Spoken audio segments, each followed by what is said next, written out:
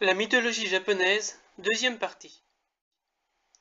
Après que les ablutions d'Izanagi aient donné naissance à la déesse du soleil Amaterasu, au dieu de la lune Tsukiyomi et au dieu des tempêtes Susanoo, chacun est parti dans son domaine de compétence. Amaterasu et Tsukiyomi sont partis aux cieux pour régner sur le jour et sur la nuit, et Susanoo est parti sur l'océan pour y faire les tempêtes. Un jour, Susanoo décide d'aller rendre visite à sa grande sœur Amaterasu au ciel.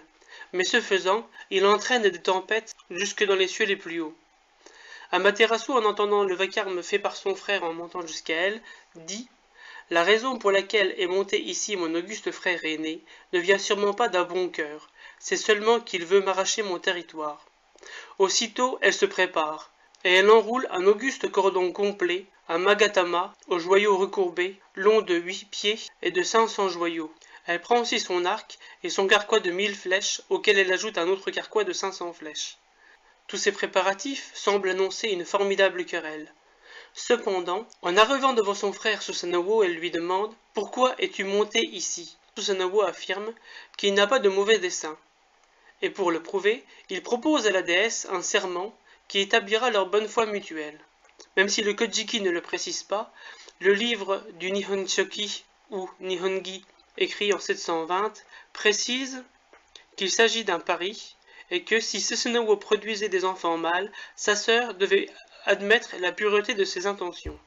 Et c'est ainsi que Susanoo livre à sa sœur son sabre, qu'elle brise en 3 morceaux, et qu'Amaterasu abandonne à son frère Susanoo ses joyaux, le magatama, qu'il brandit et fait teinter et en fait sortir des enfants. Amaterasu déclara alors que les dieux nés de son magatama étaient ses fils, c'est des dieux issus du magatama que provient la dynastie impériale du Japon, et que les déesses nées du sabre de Susanoo étaient ses filles. Alors Susanoo déclara à Amaterasu « Grâce à la clarté de mon cœur, moi, engendrant des enfants, j'ai obtenu des êtres féminins délicats. À parler d'après cela, tout naturellement, j'ai remporté la victoire. » Ainsi, Susanoo pense-t-il avoir prouvé à Amaterasu la sincérité de ses intentions, et il est autorisé à rester dans les cieux auprès de sa sœur. Mais Susanoo, dieu des tempêtes, dans les cieux, y commet les 400 coups. C'est ainsi, par exemple, qu'à la vue d'une de ses actions, Amaterasu dit « Ce qui ressemble à des excréments doit être quelque chose que mon auguste frère aîné aura vomi étant ivre. De plus, pour le renversement des séparations des rizières et le comblement des fossés, c'est sans doute parce qu'il regrette la terre que ces choses occupent, que mon frère Auguste agit de la sorte. » Un jour, qu'Amaterasu était occupé avec ses suivantes à tisser les vêtements des dieux, Susanoo fit un trou au sommet de cette salle et y jeta un céleste poulain écorché d'un écorchement à rebours. À cette vue sanguinolente, les femmes célestes sursautèrent d'horreur, se blessèrent et moururent. Alors Amaterasu, la grande et auguste divinité qui brille dans les cieux, terrifiée à cette vue, ferma la porte de la céleste demeure de rocher, la grotte qu'elle ferma solidement et y demeura enfermée. Aussitôt, le monde fut obscurci. À cause de cela, régnait une nuit éternelle. C'est pourquoi les 800 myriades de divinités, s'assemblant en une divine assemblée, dans le lit desséché de la tranquille rivière du ciel, invitant à méditer le dieu Omohikane, enfant du dieu Takami Musubi, pour convaincre Amaterasu de sortir de sa grotte, le dieu Omohikane trouva une solution. Il fallait faire chanter les coqs, afin qu'ils appellent de leur chant Amaterasu. Les autres dieux furent enthousiasmés, et bientôt des milliers de coqs furent posés sur les torii, assemblant les oiseaux au long chant de la nuit éternelle, et les faisant chanter. Mais Amaterasu ne se montra pas. Les dieux comprirent que les coqs étaient de bien vaniteuses créatures, qui pensaient que c'était leur chant qui chaque jour faisait se lever le soleil. Le dieu Omohikane énonça une nouvelle solution. Amaterasu est une femme. Elle est donc enclin à la jalousie comme toutes les femmes. Les autres dieux furent immédiatement convaincus par cette idée. Ils allèrent déraciner un arbre géant du céleste mont Kagu, sur lequel ils disposèrent, pendu à ses branches, un magatama un auguste assemblage de 500 joyaux courbés, long de 800 pieds, ornés de pierres précieuses, fabriquées par Tamanoya. Le dieu qui travaille à la forge, Ishikori-dome, qui n'a qu'un seul œil, fabriqua un miroir géant, appelé Okagami, avec des panneaux en or. Ils disposèrent le tout non loin de la caverne, où s'était enfermée la déesse du soleil. Puis ils allumèrent des milliers de feux, dont la lumière vint se réfléchir sur le miroir et sur les joyaux pendus aux branches de l'arbre. Ils se mirent à rire, à chanter et à célébrer cette nouvelle source de lumière. Ils proclamaient ce nouveau soleil. Izume, déesse de la danse, entraîna les dieux dans une incroyable farandole. Alors la plaine des hauts cieux, tremblant des 800 myriades de dieux riant en même temps, la grande déesse Amaterasu, pensant cela étrange, entr'ouvrit la porte de la grotte et parla ainsi depuis l'intérieur. Je pensais que par ma retraite, la plaine du ciel serait naturellement obscurcie, que le pays central des plaines de roseaux serait pareillement obscurci. Comment donc se fait-il que la céleste Izume se réjouisse, et que de plus les 800 myriades de dieux rient tous?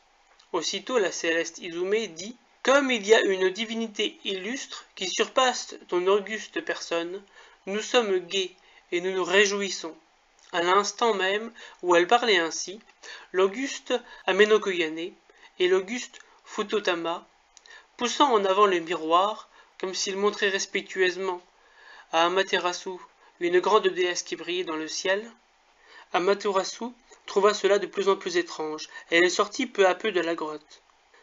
Alors le dieu Amenotajikara-wo la prit par la main et la fit avancer, et l'auguste Futotama tira, et étendant derrière son auguste dos une corde liée en bas, referma la porte derrière elle, en lui disant « Tu ne dois pas reculer, et entrer plus loin que ceci. » Ainsi, Amaterasu, la grande et auguste divinité qui brille dans les cieux, fut sortie de sa grotte. Et la plaine des hauts cieux et le pays central de la plaine des roseaux, les cieux et la terre, furent naturellement illuminés de son éclat. Ce miroir, Okagami, et la chaîne de joyaux Magatama, d'Amaterasu, sont encore aujourd'hui parmi les trésors spirituels de la religion Shinto, et sont les insignes du pouvoir impérial. Susanoo, qui avait assisté passivement à tous ces événements, décida de prononcer quelques paroles pleines d'ironie.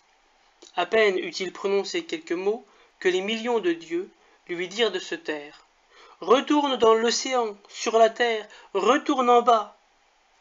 Là-dessus, les 800 myriades de dieux, s'emparant de Susanoo, lui coupèrent la barbe et même lui firent arracher des ongles des doigts, des mains et des pieds, et l'expulsèrent des cieux. Susanoo expulsé, descendit à un certain endroit, appelé Torikami, aux sources de la rivière Hi, dans le pays de Izumo. Il y rencontre un vieillard et une vieille femme, qui avaient placé une jeune fille entre eux, et qui pleurait.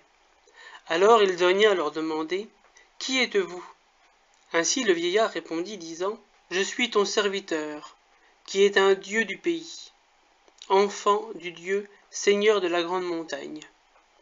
On m'appelle du nom d'Ashinasuchi, et on appelle ma femme du nom de Tenanuchi, et on appelle ma fille du nom de princesse Kushinada. » De nouveau Susanoo demanda « Quelle est la cause de vos lamentations ?»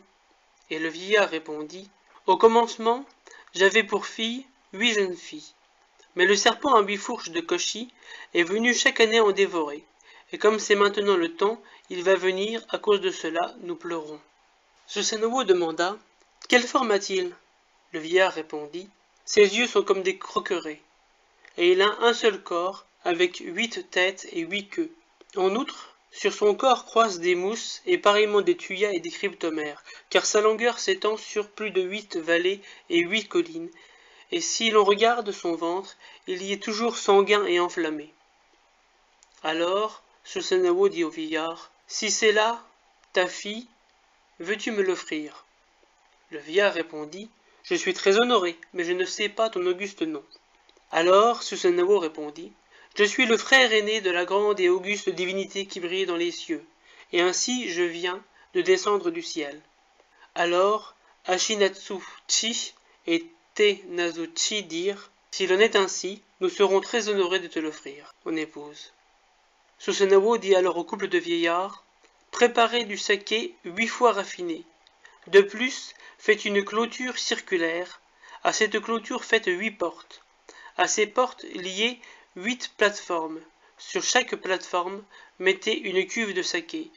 Et dans chaque cuve, versez le saké 8 fois raffiné, et attendez. C'est pourquoi, ayant ainsi disposé toutes les choses, suivant les ordres de Susanoo, comme ils attendaient, le serpent à 8 fourches vint vraiment comme le vieillard avait dit, et à l'instant, il plongea une tête dans chaque cuve, et but le saké. Sur quoi, enivré par la boisson, tout entier il se coucha et dormit. Alors Susanoo tira le sabre de 10 largeurs de main, dont il était augustement ceint, et tailla le serpent en pièces, de sorte que la rivière Hi coula chargée en une rivière de sang. Et lorsqu'il coupa la queue du milieu du dragon, le tranchant de son auguste sabre fut ébréché. Alors, trouvant cela étrange, comme il plongeait et fendait avec la pointe de son sabre la queue centrale du dragon, il regarda, et il trouva un grand sabre, immense, appelé Kusanagi no Tsurugi, le grand sabre dompteur des herbes. Susanoo épousa donc Kushinada, la fille du couple de vieillards, et ils décidèrent de s'établir dans un château à Suga, dont 8 remparts noirs et impénétrables servaient de remparts. Ils y vécurent en toute quiétude, retirés du monde. Ils eurent un fils, beau et fort, ayant pris le meilleur de chacun des 2 parents, et il en fut de même pour son fils, puis son petit-fils, jusqu'à la 6e génération, où naquit le dieu Okuni-nushi, le maître du grand pays, le pays de Izumo. Je n'habite pas sous un tipi, mais vous pouvez mettre un pouce bleu ou vous abonner. Salut!